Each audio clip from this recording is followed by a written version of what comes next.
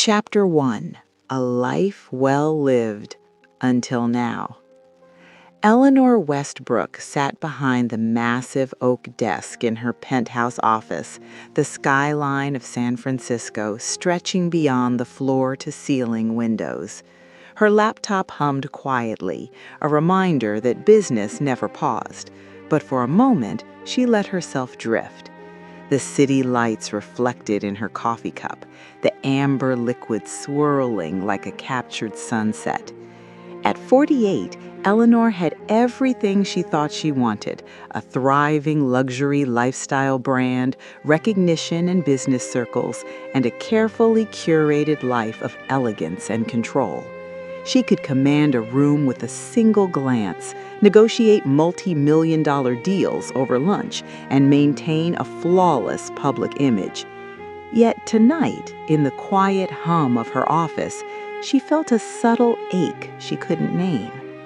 Her personal life had always been a series of calculated choices.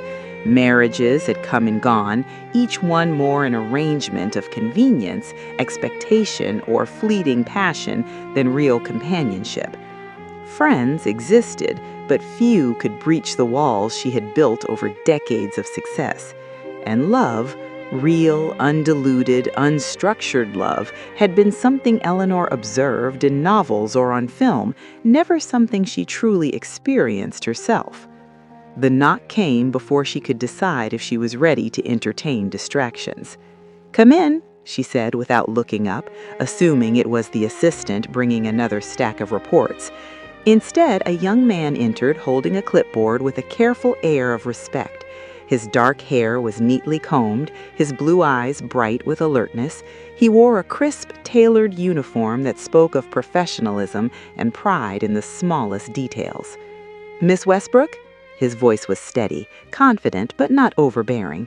"Yes," she replied, finally lifting her gaze. "I'm Luca Romano. I'm here for the driver position you advertised." He held the clipboard a little too carefully, as if it were a shield, or perhaps a prop to fill the space between them. Eleanor studied him silently. He was younger than she had anticipated, 28, maybe 30 at most, but there was an air of composure that made him seem older. His posture was upright, precise, almost meticulous, and yet something in the tilt of his head suggested ease, humor, or perhaps curiosity. "Sit," she said, gesturing to the chair across from her. He did, smoothly, without hesitation.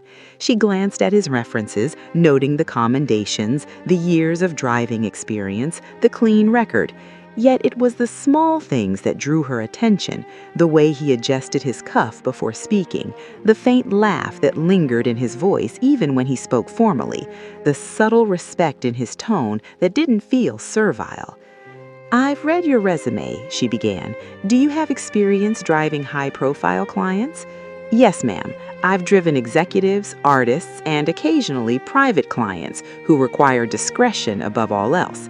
I understand punctuality is expected, but so is patience and sometimes judgment."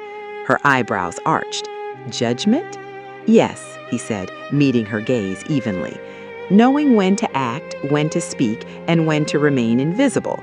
Not everyone understands that driving isn't just about the vehicle, it's about the space you create for someone else to exist in peace." Eleanor paused, intrigued despite herself.